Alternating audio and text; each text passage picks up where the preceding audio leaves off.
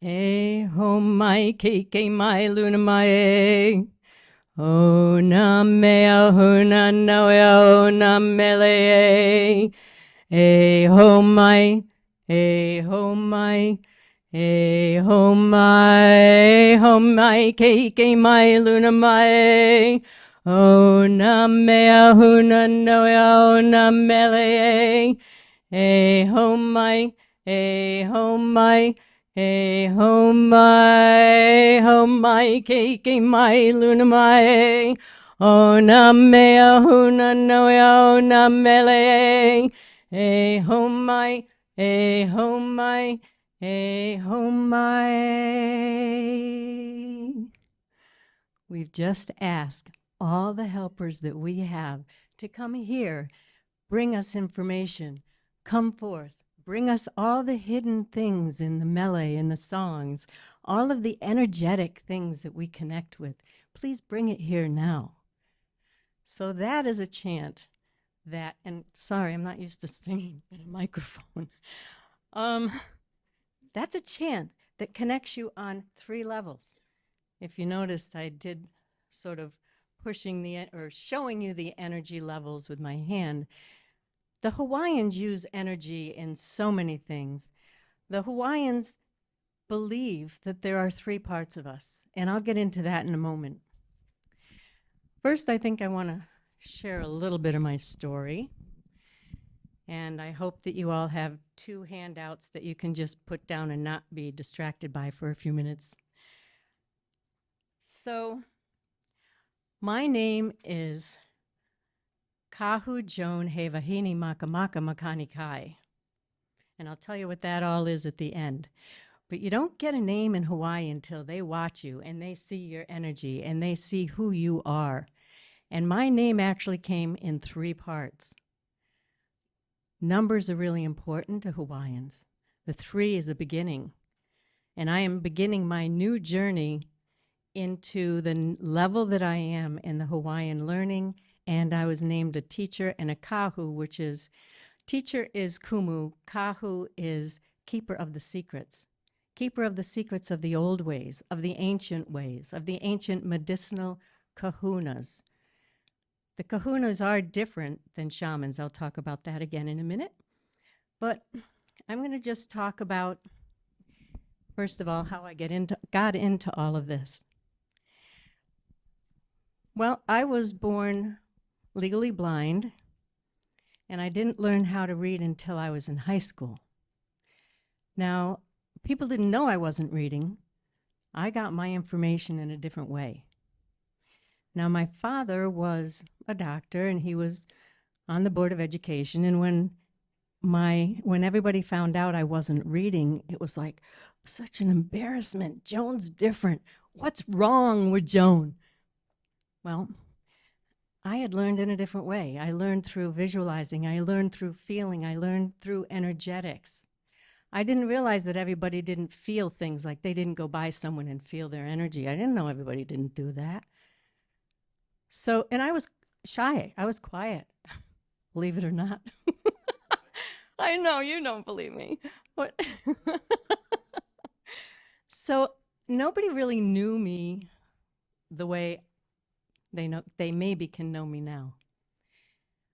So as when I got older and I got married and I had kids, and I was teaching art to 900 elementary kids a week, 1st, 2nd, and 3rd graders. That's where I started off. My body, I was building a house. I was married to someone who was on a whole different path than I am on, and that's putting it nicely. My kids, teaching all the kids, my body fell apart. I had to learn how to fix myself because my father, as a Western-trained medical doctor, couldn't figure out what was wrong with Joan. Okay, he sent me to all kinds of different people. I actually, at the time that he decided that he really wanted to try to help me, I was crippled.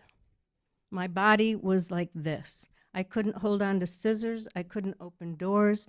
I was teaching young kids, and I couldn't do it anymore. So I took a medical leave from school, from public school. my father started sending me to all the people that he thought might help me. Muscle people, bone people, brain people, all kinds of people. They started trying to label it all different things. I didn't fit in anywhere in any category. So while I was helping myself get better by taking the medical leave, I did every kind of alternative. I don't even know if that's the right word for it. I started doing biofeedback. I did do PT. Every place I could sit, like with heat on or whatever, on my muscles, I would learn. I took every class and every single thing you can think of. I became an ordained minister. I became a minister and then later did more studying and became an ordained minister. I learned aerobics because I knew that I had to move my body to get out of the state I was in. But before that, I started meditating and visualizing. And I learned meditation. I learned Reiki back in the 80s when apparently there were only 40 Reiki masters in the world. I learned, oh, that's to remind everybody to turn off their cell phones. Turn off the sound. Okay. I learned, let's see, did I learn about cell phones? Okay. Hopefully that won't go off again. So I studied shamanism. I studied, like I said, meditation. I became a clinical hypnotherapist, then a clinical hypnotherapist. I studied reflexology, massage, everything I could think of to try to get myself better. And I became better. A lot of it was attitude, not listening to the doctors. Sorry, Dad, but you know, I had to make sure I wasn't going to stay the way I was when I was only 27. I had a whole life ahead of me, little kids to take care of. I met a woman named Loretta Grabowski who used to speak at this conference. Is there anybody that remembers Loretta Grabowski? She taught Huna, talked about Huna. I started taking Huna from her. I took 14 years of Huna from her every week just to be with people that were like-minded like this. And at one point, she started telling me about the dowsing convention. I didn't have enough money to go, and I had 2 little kids. I couldn't get a babysitter. I was a single mom at the time. My husband, or the man I was married to, is now up there somewhere. Loretta and I became friends. And when I could, I started coming to the dowsing convention. Loretta and I would travel and learn all kinds of healing modalities or alternative things, complementary things. And we went to the Huna convention, I think it was in Cape Girardeau, out in the Midwest. We met a man from Hawaii. Because we were at a Huna convention, everything had to do with Hawaiian energy. I was fascinated. I started studying everything I could about Hawaii. Still continuing with Huna, but I learned about Ho'oponopono. I learned about aloha. I learned through my travels, because Loretta and I started visiting Hawaii with somebody that we met at the Huna convention. He later became my teacher, and I've studied with him since maybe 2002, Kaleolani. Now, through Huna, through Ho'oponopono, and through Hawaiian energetics, I became stronger. I am now pain-free, even though doctors back when I was in my 20s said I'd never do anything without pain again. That's not true. I am pain-free, pretty much. You know, once in a while, you know, like we all get, when we don't remember to take care of our bodies, I can feel something, but then now I can take care of it. So I was taking, I want to talk a little bit about the difference between Huna and Ho'oponopono and aloha, and then Hawaiian energetics. Now, Huna was made better known by Max Freedom Long. And there are many books by Max Freedom Long, and I believe we have many of them in a bookstore, or if we don't, hopefully they can get them. On the book list, I did list a few books, I think, about Huna. Max Freedom Long's books, and Enid Enid Hoffman. I'm so excited. I have to tell you this. Enid Hoffman is an incredible character who, the last time I saw her, she was in a wheelchair and we were at a Huna convention. And she came up to me and she started giving me lectures. She was the spunky lady and she started talking to me about sex. And I thought, okay. Then yesterday, this young lady came up and she said, "You talked about Huna. Have you ever heard of Enid Hoffman?" I said, "Yes, I loved her, and I have her books," and she signed them, and she gave me good advice about different things in life, and she said, "I'm her daughter." I mean, it makes me want to cry. Thank you for saying hi. Anyway, Enid Hoffman was given an award by the American Society of Dowsers, and her daughter, Marley, is trying to figure out what that medallion meant and why her mother got that award. So we're going to do what we can to look that up, okay? So Huna is actually a philosophy of positive living and thinking. I know there's a lot of people who have studied it, a lot of different ways of understanding it. Basically, 3 bodies, and you want them to all work together. And you'll notice almost every culture has a 3-body system of some kind. Huna, you have the Aumakua, you have the Uhane, you have the Unihipili. And when you learn to work with them, you can be in more equilibrium, or if you want to call it balance. I don't always call it balance because balance can be stagnant if it's all even, you know, like a teeter-totter when you have the same thing on both sides, it kind of sits there. You want it to have a flow. So becoming aware of the 3 parts of me, I became less of a victim to everything that I was blaming for me not being as healthy as I could be.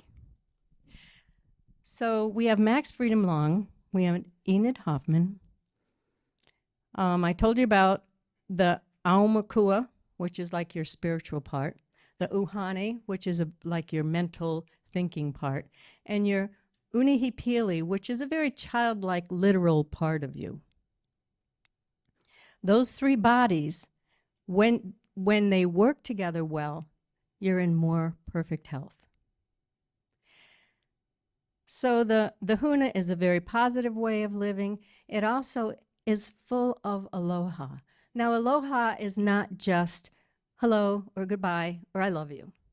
Aloha, true aloha, includes watchful alertness, mindfulness, working in unity, truthful honesty, humility, and patient persistence. Now, Loretta and I started traveling to Hawaii in, I think the first time I was there, well, actually the first time I was there was in '98.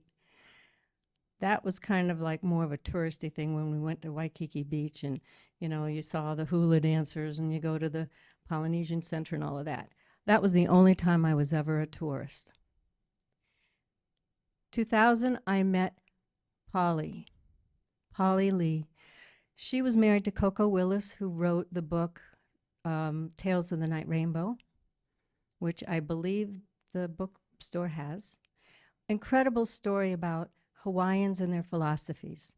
And on that book list, I have other books. Here's a couple examples of people who have done the best they could to put into words the Hawaiian way of living. Until you go there and really work with them and live with them and know the people there, it's hard to put it into words. They never wrote books on what they do. They did language in a way of the hula is a language. It's an energy system. It's like a sign language with their whole body. They had to use talk story to teach. And they taught their young through talk story. The young were taught to listen and observe, observe, observe. Learn, learn, learn. Remember, remember, remember, so that you know, and then you forget, and you forget. But then when you really need it, it's there. And we all do this in our own way. But the Hawaiian system, to me, became so fascinated as an educator of our public school in this country. I studied more and more. So I've been there at least 15 times physically. I go there a lot energetically. But I'm sorry. Let me just, I don't know why this wants my attention. Okay. So through my studies, I was able to meet kahunas. I was able to meet people that live there, and they are such a loving people. The real Hawaiians, you're all part of their family. It isn't just Richard that has all these sisters, you know. I'm picking on him because I love Richard. But the Hawaiians will have a blood mother, blood father, blood tutu, grandmother, blood grandfather, but then everybody else they have their real bros or brothers and titas, sisters, but everybody else is a cousin or an uncle or an aunt. Auntie Margaret, Auntie this, Auntie that. Margaret's a great name, isn't it? So we learned that it's community. It's being in unity. It's being together as one that helps them grow. Now, the real Hawaiians, the ones who have learned through the ancient ways. I was fortunate enough to learn actually 2 different lineages. There's 4 main lineages. And one is through the Ku god, which symbolizes different qualities, and I can talk about that in a second. One is through Lono, and my lineages are Ku and Lono. You have Kane, and you have Kanaloa. They understand the qualities of those gods, and it isn't as if they think it's like a god that sits in a chair up in the clouds. It's not that kind of a thing. It's more using the quality of the energy of the intention of those gods. Like Ku is the protector and the warrior. Kane walks the earth with us. Lono has to do with agriculture and the rain. And Kanaloa has to do with the unseen. So they are constantly aware of the different parts of them, the different parts of the energy that they live in. And when they are aware of all those things, they know what's not in the right place. So they might do a ho'oponopono. Ho'opono really means making it right. Okay, and we're all getting that because the doctor, Lu, right? Did I say it right? Lu, when? I'm a little dyslexic when I'm nervous.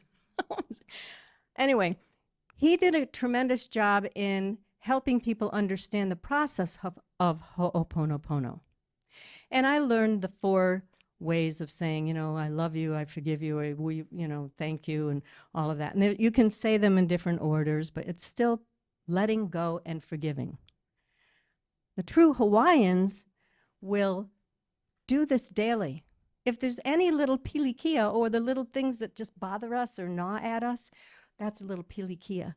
Things that get in the way or that are blocks. When you get rid of the pilikia every day, then they don't back up and you don't get energy blocks. You don't get things that are in a dis-ease state. So the Hawaiians would learn how to work with all these energies. They would learn how to get rid of them with a ho'oponopono. Pono meaning making everything right, making it in harmony, making it perfect. And when you have 2 ponos together, that makes it super strong.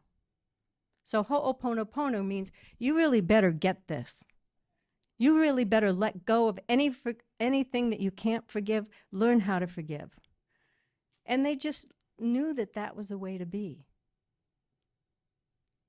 So I was fortunate enough to work with Polly, who wrote a book on ho'oponopono and ho'opono. So there's different books. Actually, I think I put them on there. Ho'opono by J. Lee Polly. And she was a really neat Hawaiian older woman, grandmother, Polly, and she taught us how to make leis. But they never did, the Hawaiians don't do things just to do them. Like everything else, they had an intent. Like dowsers, you have an intent. The Hawaiians put the energy into the intent and know that what they put out comes back. And when they have a true intent that's with aloha, it happens. They're manifestors. So they might start off, the Hawaiians work with 4 elements. And I'm going to have you experience some of what we learned. But what they do is they learn about fire, water, air, and earth. And then they work with mana. Mana is the energy of the universe. And it doesn't matter what culture you're in, there's some name for it. Reiki energy, universal energy, God. Whatever that energy is that connects us all, they know all this. Okay? So they work with these. When they have the right amount of earth, water, fire, and air, then things are in equilibrium. Now, everything is made up of those qualities. When you talk about a quality, or let me just backtrack a little bit. They don't just think fire, because fire is more than just one thing. Fire can be a slow-moving fire like, or coals. Like when I've done fireworks, walks. You walk in the fire and they're all red coals. But there's fire there. Or it can be a raging fire, a fast, quick, sharp, like a zap of a laser. Or it can be just a fire that's going on like in your fireplace. So those qualities are important. Then there's volumes. I mean, the Hawaiians get so into all of this, and they connect numerology, astrology. I mean, they could find their way from one island to another, or from the Polynesian islands all the way up, toward the Hawaiian islands, just by looking at the stars and knowing where they were. Amazing people. Anyway, so I want to get back to the elements. So I was lucky enough to learn about how to use the quality of the elements to heal, to help other people. First of all, to help myself. When I was sick, when I was not feeling well, when I was out of equilibrium, I had so much inflammation in my body that it tightened my muscles were inflamed, it tightened my nerves. They didn't know what fibromyalgia was back then, but I had it everywhere in my body. That's what was making me cripple. Nobody knew that back then, way back then. Anyway, now they know about it and they know what to do about it to help. So the Hawaiians know how to help.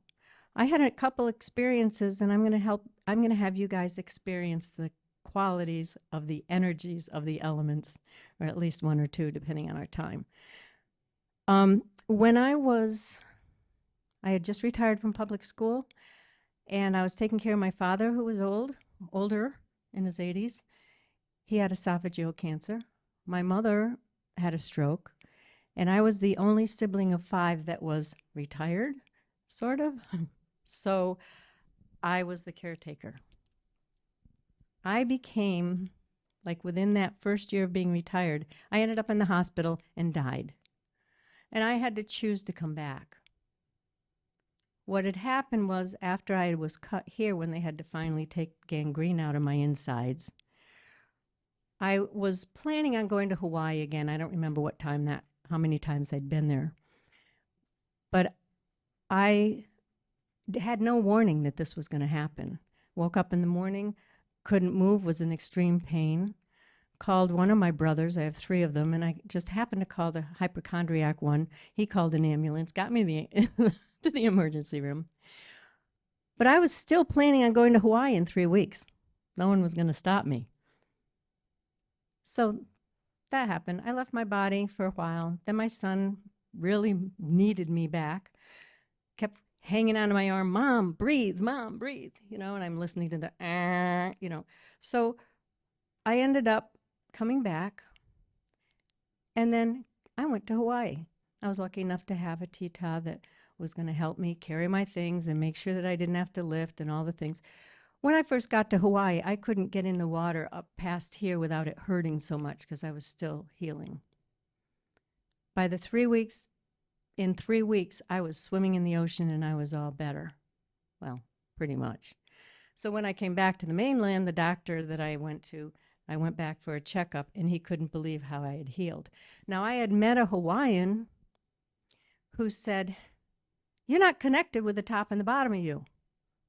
She sort of said it like that. And I said, "What do you mean?" She goes, "You're disconnected. Get on my table." So I got on her table. And she started doing this thing, using the qualities of the elements, and she put me back together. And I really felt like I could feel myself heal as the moments went on. It was amazing. So I want you to do something for a minute. And I know that after lunch, it's hard to sit and be awake. So just stand up for a minute. Stand up, please. Just stomp your feet for a minute. Stomp them and take a deep breath. Look at you all, you're doing it. And Simon says, "Now sit down." Thank you for waking up a little bit because I'm going to put you back to sleep.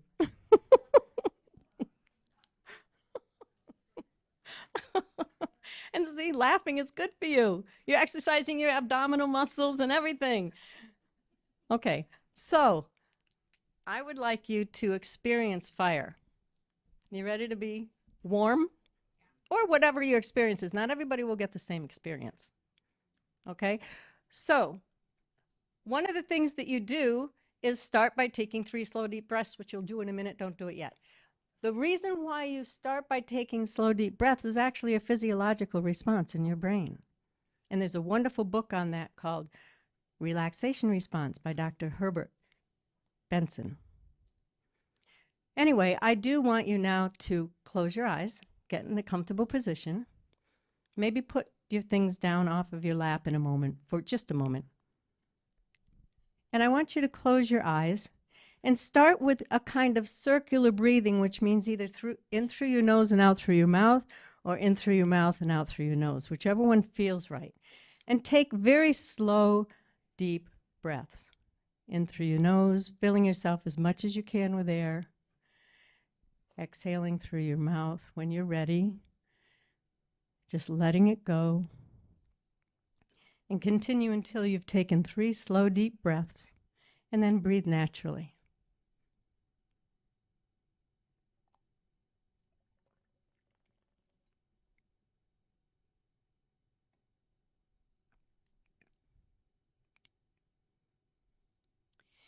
And as you're breathing naturally, I want you to imagine or visualize in whatever sense is your strongest sense, or maybe all of them, and see behind your closed eyelids, see fire.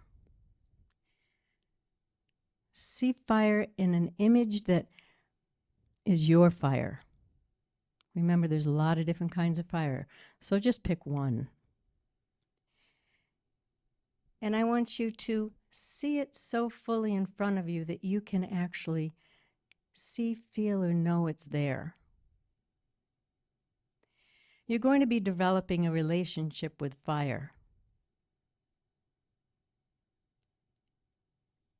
Start by visualizing the fire. Keep picturing it in front of you in your mind, sensing it in any way that works for you. You can see it. Is there a smell? How does it feel? What other things do you notice about the fire? Any qualities about the fire? And notice what it means to you.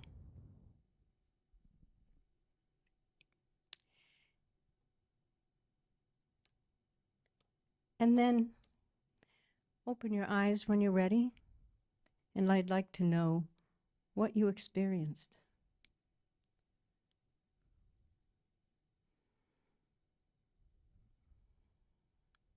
So open your eyes And I want you to let me know what happened. What did you experience? What sense, feeling, knowing, taste, whatever. Denise. All the senses. I felt the heat. I heard the crackling, popping inside the fire, Good. and the colors. Good. Thank you. Anybody? You felt safety. Okay. Yes, Nancy. Relaxation. Okay. Anybody else? Flames. Okay. The quality that you felt is one or two qualities. But know that the Hawaiians learned how to use the energy of those qualities to help the person on the table. And I'll tell you how different elements can mean different things in a couple minutes. So I want you to close your eyes again. Start by taking the circular 3 deep breaths. Visualize the fire in front of you. And you can take your time, because now I want you to, as you're imagining it with all of your senses, continue visualizing. Now I want you to take take 5 deep breaths of fire. And breathe the energy of fire into your body. And take your time. 5 slow, deep breaths of this fire. Bring it in. Bring it through your whole body. Feel it and know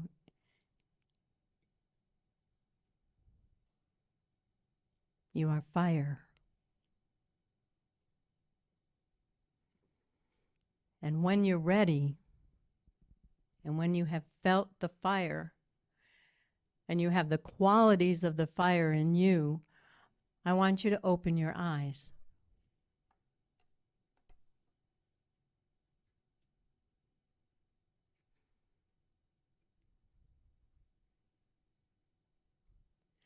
Okay, open your eyes. You all want to go to sleep now, don't you? I'm putting you to sleep. Fire is supposed to wake you up. So what did you experience? Anybody experience anything, or did I really put you to sleep? Yes. Power. Thank you. Power? Anything else? Yes. My entire body turned to red. Okay. All right. The color red. Okay. Do you have anything that goes along with red? In your little unihipili there? What does red mean to you? That's okay. Doesn't matter. Not right now anymore. Anyway, I want you to just continue experience them. Anybody else have something having to do with fire? Yes. Warmth, comfort. Okay. Anybody else? Yes, sir.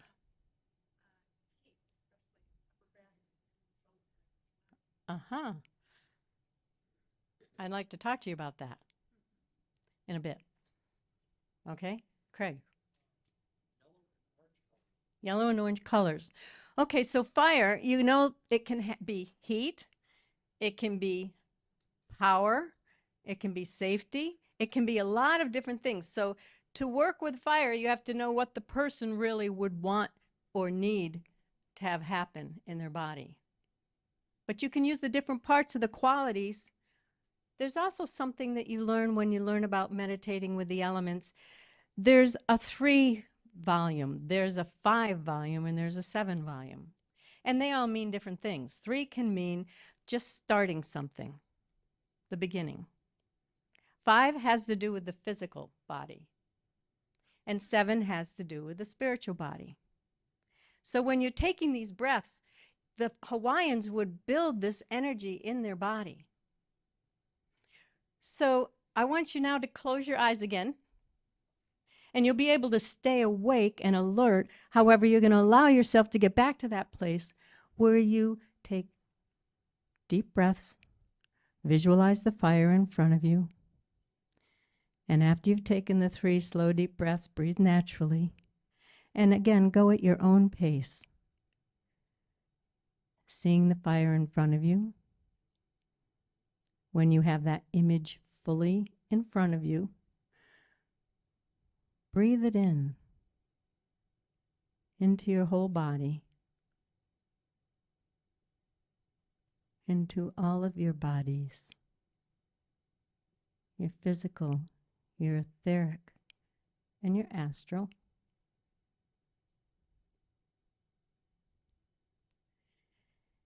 And when you feel you can tell that the fire energy is through your whole body, in whatever way it shows up for you, bring it down into your hands, direct it into your hands. And feel it like you are holding a ball of fire.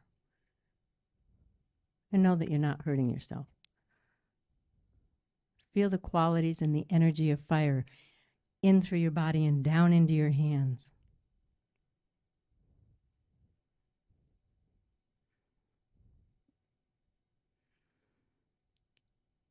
Okay, and after you get to this point where you do feel the energy of fire in your hands, open your eyes and let's share a couple experiences.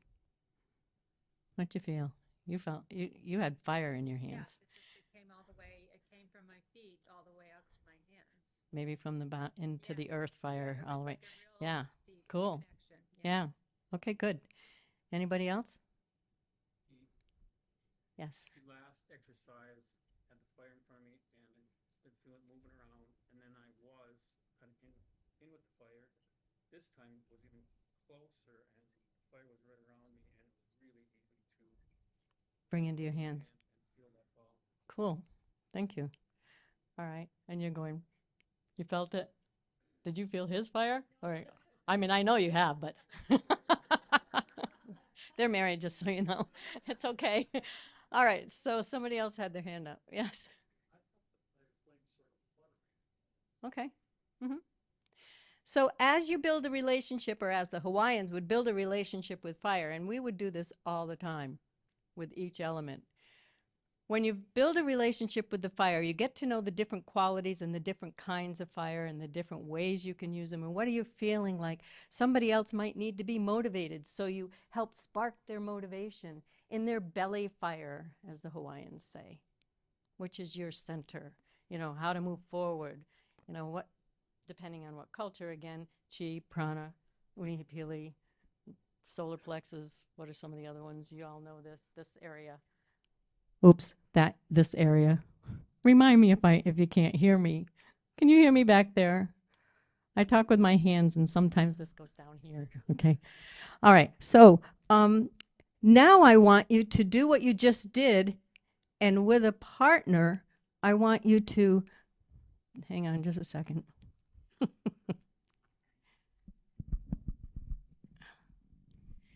You're going to bring the fire into a finger. This is your directional finger, because the Hawaiians use different parts of their body, their hands, their palms, their fingers, for different energy transmissions.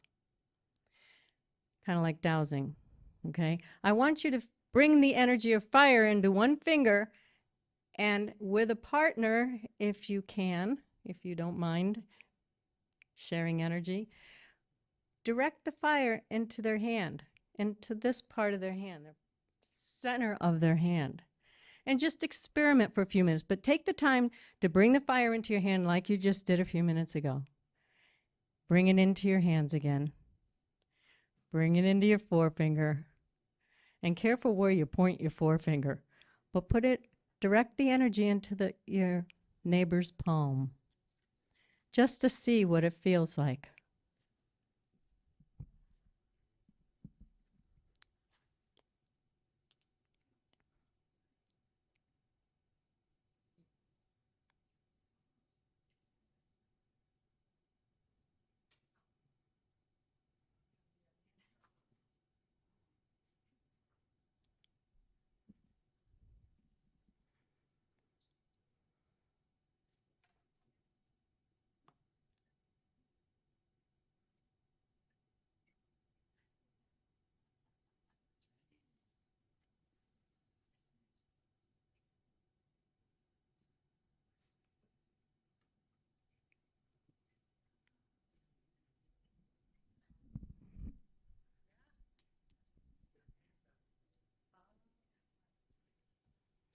And when one person does it to one person, then switch. Is there anybody that needs a partner?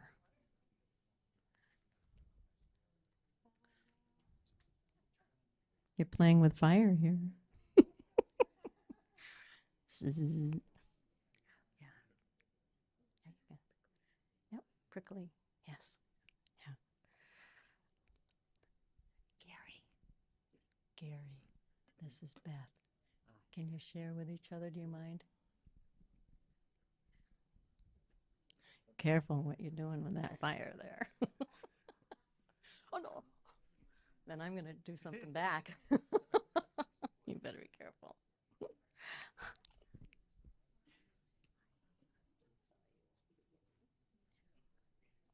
Hard time getting on. Yeah. This is Eric. Eric. Hi, Eric. When Related? when he first put his right finger Oh. over my hand, it felt fuzzy, but when he put his left, Interesting. it was like hot metal. Ah. And he's left-handed. Okay. Yeah, this is a really good point. Someone noticed the difference with using the right hand and the left hand. That's another quality or element or another way of controlling the elements. If you're left-handed, it might be more powerful with your left hand, like it just Eric, right? Okay. It was with your left hand too, Sarah? Okay. So play with it. Make sure you both partners tried. So if you haven't done it yet, please do it. We'll take another couple minutes.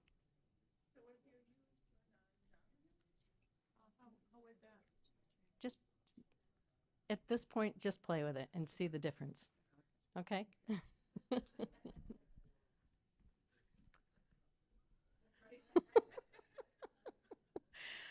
Getting pretty hot over there.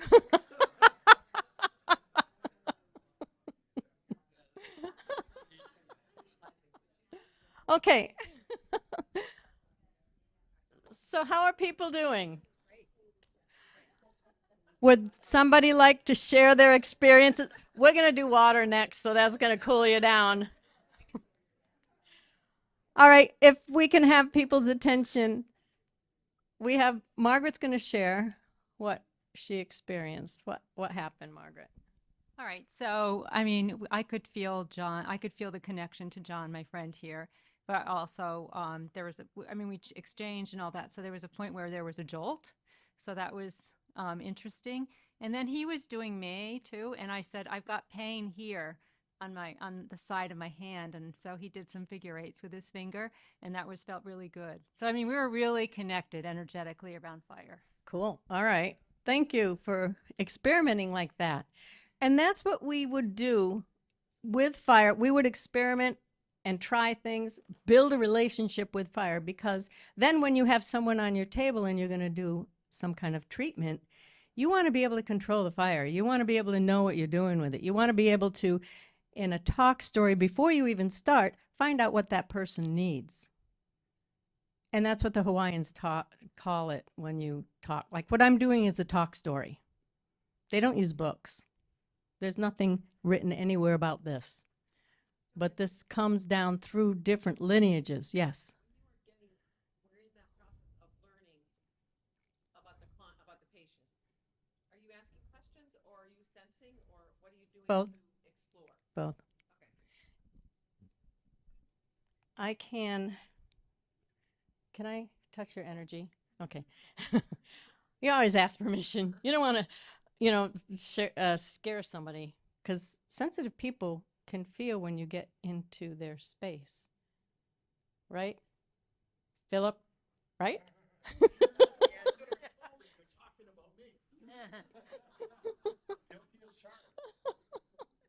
Okay, so what we do a combination of things, which is really dowsing. We use our hands and do scans and feel the energy in places. We use our fingers to kind of direct and focus. And we use talk story to get the energy of their words. Because you can tell if someone says, oh, I'm fine, and they're really not. Okay? So let's see. Anybody else want to share That's okay. You don't have to. But let me tell you that fire can be sharp. Fire can bring things up. Fire has to do with combustion, with letting go, with change. Heat, obviously. You know, a spark or a zap can disintegrate something. So the Hawaiians, and let me just say, we're going to do water, and that's going to help in a minute. You had something. I was just saying that, like you talked about asking a specific question, Mm-hmm. and the more specific, the better. I was having problem really visualizing or deciding what to visualize. And when Timoyo said, imagine that my finger is a candle with the flame, Mm-hmm. that was immediately something I could gravitate to and image in a more concrete way than my general concept of fire, which wasn't happening. E.T., go home. Isn't that the one? Sorry, that had the flame in the finger? Isn't that cool that the Hawaiians kind of knew all this stuff? But it helps to be specific Yes. with your image. And as you continue, I mean, in 1 hour, it's hard to give you all the experiences. And that's why I keep studying it. And while my teacher is still on this planet, and he's probably not going to be here much longer, unfortunately, but I will take as many classes as I can from him just because in the talk story, you learn more, you get to a different level. And I love the way the Hawaiians will use this even with the land, with their food. They are connected to the ancestors. They're connected in so many ways to all of the energy because they believe that we're all connected, everything and everyone and everywhere and every time. Which sounds kind of like dowsing to me, doesn't it? Yes.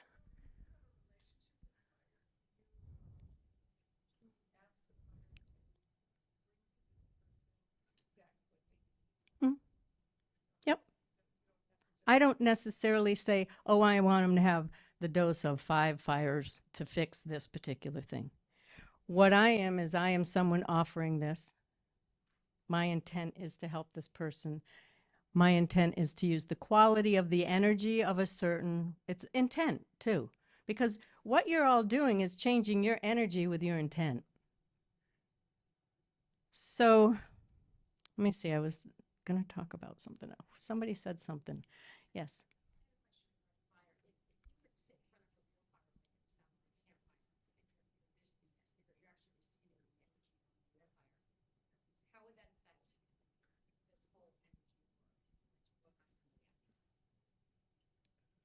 What do you want it to do?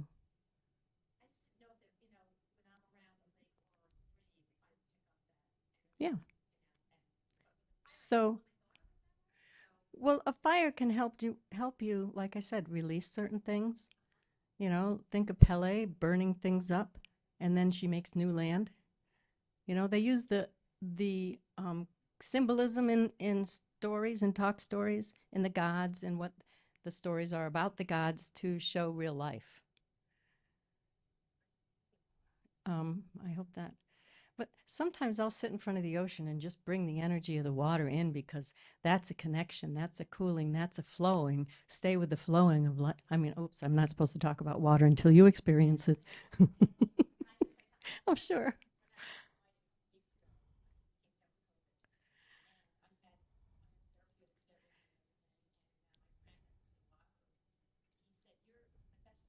Yes. Yeah. Which one? Okay.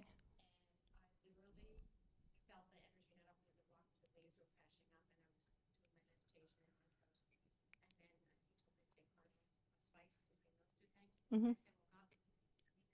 It's gone. Yeah. Yeah. Oh, well, it healed me from a number of things. I had shingles and I didn't know that's what it was. I had these little sort of things here and I went to the doctor and he said, oh, it's just a rash.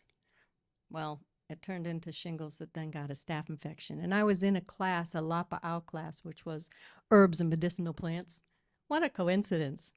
Partway through the class, as I was having a hard time thinking because it was so painful, my teacher came over and said, if you don't do something about it, you're going to die. He said, it's eating into your head. And I said, Well, I didn't know what to do because at the time I didn't understand the quality and the energy of some of the plants.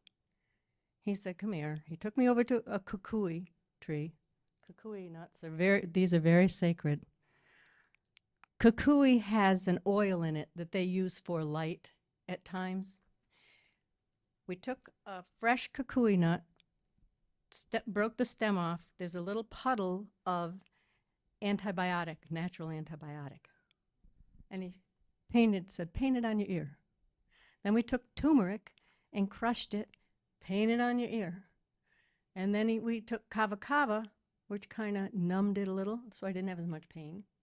So kava kava, turmeric, and kukui helped heal the staph infection, which I ended up having through my ear. It was eating through my ear, around my face, in my tongue, down in my throat. And it got rid of it. Then I came home and I'm looking around in northern New York. Oh, we don't have kukui nut trees here. So I started taking herbs and medicinal plant classes where I live and started learning more about, that type of thing. So, yes. I had one more experience too, same as she did too with power, that when it filled me with the fire, that it was able to come out through my fingertips. Yes. So, like a superhero. Yes. Exactly. You are a superhero anyway. The trick is to be masterful with your energy and to know when you're overdoing it or when you need to do a little more. That's training. That's why it takes sometimes years to get to a point that you really, I can teach you how to give treatments, and I am going to be teaching classes in the future, this summer and then in the fall. So I'll just take a second to show you. If you want more information or if you would like to sign up for a class, put your name and email address on here and I'll let you know when I'm doing it. But what it is learning, having patience, patient perseverance, keep practicing. There's meditations that you do to, like I kind of did with you. I'm zooming through this because, we've only got 15 more minutes. So practicing getting to know your power with all of the elements is how you get to a place where you can then, you help yourself and then you help others. Anybody else have something to share before we go to water? Okay, everybody had a chance to feel the fire that they directed? Because this is direction, this finger is equilibrium, and this is synthesis. Okay, so close your eyes for a moment. Do the circular breathing.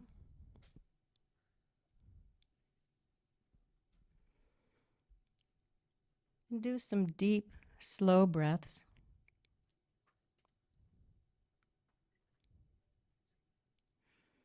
And then visualize water.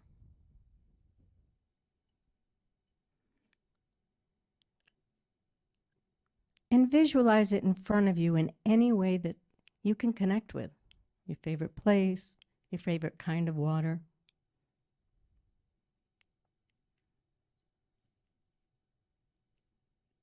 And then as you're visualizing it and using all of your senses, breathe in the element of water, the qualities of water. Bring it into your body.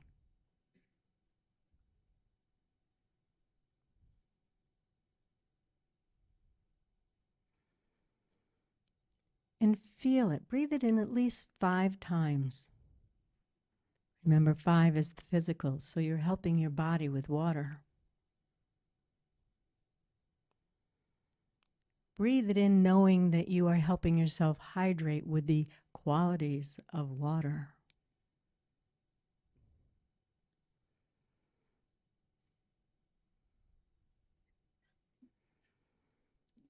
And then after you've taken the 5 slow, deep breaths of water, open your eyes when you're ready. And let's share some experiences with water. Who feels a little calmer? A little calmer than fire? Cooler. cools down the fire a little. Flowering, helping things grow that need moisture. Sustaining, we need it, yes. Rejuvenating, energizing. Falling water, okay. So you're falling? So the quality of water can be calming. It calms people down. Water also has to do with memory. Water also will activate your etheric body. So I want you to bring the water quality into your hands and feel your hands and tell me what you feel. And you can do it in any way, and I know I'm kind of zooming through this, but breathe in the qualities that you experienced with water and bring them into your hands.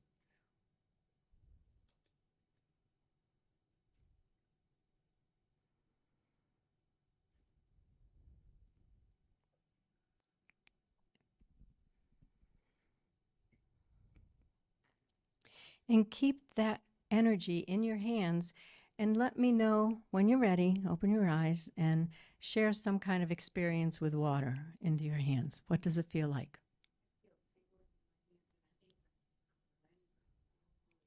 Mm-hmm. Great for cleansing. Some people, when you relate to one element more than another, you can feel the tingling or activation very quickly. It can help with the flowing of energy. It can help things flow. Energizing. Release. It can flush out those things that the fire burned up. You know, all those little pilikia things. Rhythm. Yes. Yes. It is about connection. Water helps you make connections. We need the water in our planet. We need the water in our bodies. And as Dr. Emoto says, we affect everything with the emotions and what's going on in us. Even just standing, let me see, can I pick on you, Margaret? Even just standing here, you know, when I'm feeling good and calm, she can feel it. And I'm full of aloha and feeling love and community and connection. However, I'm not going to take the time to do the opposite of that because we don't need that right now. Okay, so I know we only have a few minutes left. And there's so much to Hawaiian energetics, but I do want to tell you that as the Hawaiians would build their relationship with the elements, and then with mana, which is a universal energy, which then zaps it and gives it extra energy to do what the power, it has the power to really do what you want it to do with your intention and with your knowing. This stuff is really amazing. At home, when people come to my classes or when I have my teacher come and we do advanced classes, they learn basics, then they learn how to do a basic treatment like an immune booster, which we've been doing a whole lot of lately, especially with all the little thingies, the germ type of things going around now. We do treatments to boost immunity. We have clinics at my studio or my center. We've had 60 people go through in 2 days, and we've helped people with cancer go into remission. We've helped people with backaches, with something in their feet, whatever their thing is. I ask people to come and we don't charge. They have an hour, they give us an hour, and then I have my students give a treatment. And I guide them and I watch them. And we have amazing results. And it's a really cool thing. I call it a clinic, but that's probably influence from my dad. But I also give private classes and I do teach this. So there's a lot more to it. And, you know, like I said in the very beginning, I can do a 2 to 4 day class in this so that you can learn how to have a relationship with the elements and then how to do a healing treatment or a treatment to help whatever the thing is with the person. And it can be spiritual, mental, physical, or emotional in this time or in another time. The Hawaiians use every single thing that they can think of having to do with energy. And isn't that what we do with as dowsers? They know how to keep the land that they live in pono when they can do it with their little ohana or their, which is their family. We are an ohana, by the way. We're a chosen ohana. We're a dowsing ohana. Then you have a blood ohana. I have best friends at home ohana. But it's a group, it's a connection, it's a, a support system of sorts. Question and answer time, and I feel like there's so much more I wanted to tell you, but does anybody have questions about Hawaiian energetics or anything? You Yeah. do it at a distance. Yeah, yes, thank you for asking that, Robert. Because I've been studying this a while, I have done remote healing and doing remote Hawaiian energetic treatments. And the first time I did it, even though I knew about remote healing, remote viewing, because Russell Targ came to the dowsing convention, and he's a remote viewer. And we did things with him. And I've done that type of thing throughout time. So dowsing, remote dowsing, we can do with maps or with just, I do air maps, like air guitars type stuff, but it's air maps. We can do remote Hawaiian energetics. And I worked on a guy in California, and I had never met him. Somebody gave me his name. And I went to his place and saw squares everywhere. I did a treatment. I first came into his place and I thought, oh, I don't want to be here. I want to be at his head. And all of a sudden I was at his head. And so I started the treatment. And then when I talked to him later, because then the agreement was I was going to call him and we were going to share experiences. And I said, after we talked about the stuff that happened, and what's with squares? I mean, I saw squares everywhere. I mean, and he said, I have artwork all over every wall, and it's all framed in even squares, because he was an artist, apparently. And he had squares on his bedspread. Wow, this is really cool stuff. So, yes, when you get to a point where you trust what you're doing, you can do anything. So remote viewing, remote dowsing, remote healing, remote Hawaiian energetics.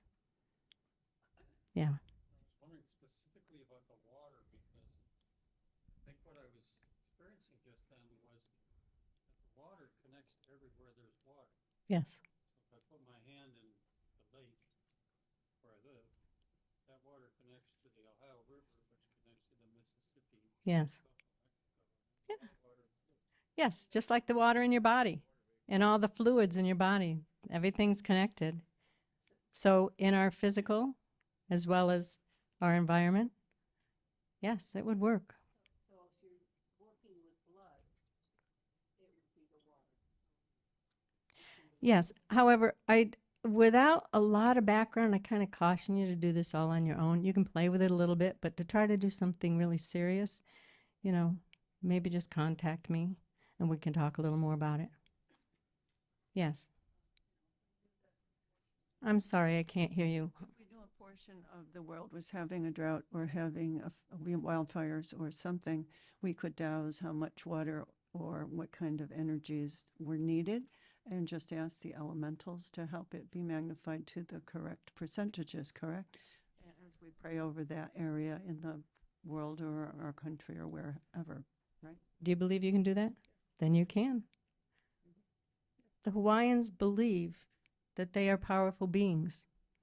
And they believe the gods, who they don't really think, like I said, they're not just sitting up in the clouds somewhere, but they believe that the qualities of those symbols are in us. And we work together. We work with our aumakua, our spirit guides, or whatever the angels are that are up here, whatever your spiritual belief is, with our ohana, which is our thought process, uhana, excuse me, not the ohana, that's family, uhana. And we work with the inner child, subconscious, or unihipili. So when you work with all of those and you become, you know that that's who you are. You have unlimited abilities. And the only limits are limits you put on yourself. And what does that sound like? Dowsing. Okay, so I do have a book list there. I also want to briefly tell you about a woman that I worked with from Florida. Her name was Barbara. I make these charts, And sometimes if someone calls me on the phone and they start listing all the things that they have that they want me to fix or help them fix because I'm a guide, I then douse. And as you can see, I made this chart with all kinds of different modalities. I always put an other in there because I don't know everything they might need. But as you can see, Hawaiian Energetics is in there. And Barbara needed a couple things before we did Hawaiian Energetics. She needed to hydrate. She needed a couple other things. So one of the wonderful things about dowsers is I think we connect with a lot of different healing modalities or modalities. And we can help people with our knowledge and when we connect with our beliefs and connect with the energy system. So I just gave you that chart because that's one of the things I use sometimes. But then you have a book list. And if you want to know anything about the books, I'd be glad to tell you about some of them later. You can come up and talk to me. But if you're interested in either taking an initial class, which might be a weekend, put your email on here and I'll let you know when we're going to do it. And also, if you're interested in any of the advanced classes, my teacher is coming July and August. However, since I am now Kahu Joan Hevahine Makamaka Makanikai Reid, I'm also a teacher of these. He told me I have no limits now because I've taken everything that I can from him over and over again. Just, every time you take things that you get something else, even if it's a little snippet of something. So I told you I'd tell you what the name means. And it's kind of like when a true shaman, people have to see that they have the energy and start calling them shamans. Usually someone doesn't just come up and say, oh, I'm a shaman, unless they've been told that's what they are, and then they train or whatever they need to do. Same thing with kahunas. A kahuna is actually a real Hawaiian. You cannot be a real kahuna unless you have Hawaiian blood. And you have been trained by Tutu, grandmother. Like the Dalai Lama, real kahunas are chosen when they're younger and taught. And they have to prove that they understand. And they do have abilities like shamans. However, they have the ancient lineage of their particular family and the secrets of their healing ways. And there's a lot of different kinds of kahunas. There's, I haven't told you what my name is yet, have I? There are kahunas that are for the weather or for the land or for medicine, for the plants. So my name is Kahu, which is keeper of the secrets, Joan.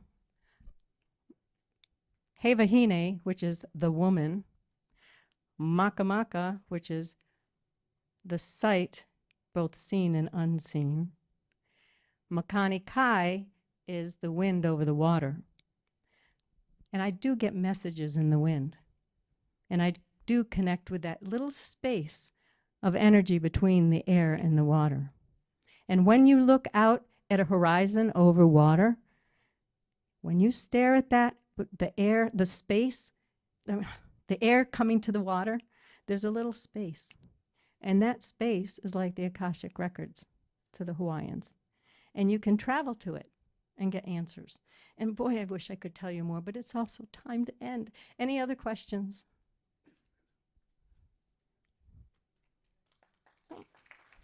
Oh, wait, I'm not done. Hang on. There's one other thing. There's more. Just a second. What? Oh, yes, you need to do the form. This is a thank you chant, and this is from me to you. U'ola ia kamakaloala, puke aloha la, kukai kahaloala, pavai me na lahua, mai kaho'oku ia kahala vaila, mahalo e na kua. Mahalo e na kapuna laea, mahalo me ke aloha la. Mahalo me ke aloha la. That is thank you. Thank you. We have gratitude for our beloved ancestors. We have gratitude for the land. Thanks and love to all. Thank you to all who are present, both seen and unseen.